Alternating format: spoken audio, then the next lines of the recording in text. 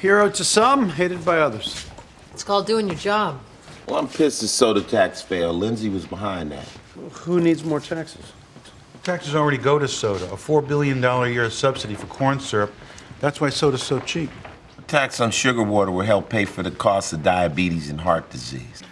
Hey, sugar water isn't the only cause of obesity. I mean, at least Lindsay was helping the little guy. The Little Guy, brought to you by Cola Now. Ah, refreshing.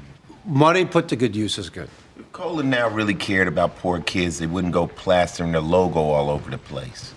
Well, maybe Lindsay knew deep down that she was doing the devil's work, so she went back to using drugs.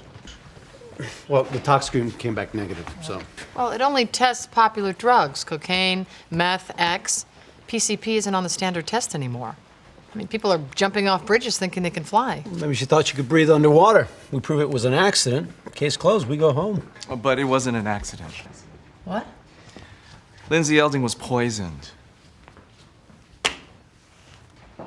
By who, the Smurfs?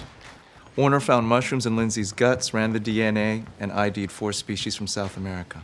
That's not something you get from your local grocer. I hope not. These contain high doses of muscarine, a toxin which makes you hot, sweaty, and sexually aroused. I'm hot. I'm wet. Explains why Lindsay took her clothes off. And why she threw herself at a jerk like Whit Worley. Yeah. And why she would jump in the fountain, but how come she drowned? Muscarine toxicity can lead to respiratory failure. Lindsay took her last weak breaths underwater, but she would have died anyway. It's a rough way to go. It's okay, Lou. So one of Lindsay's enemies slipped her a deadly cocktail of shrooms. When? They were in her jejunum.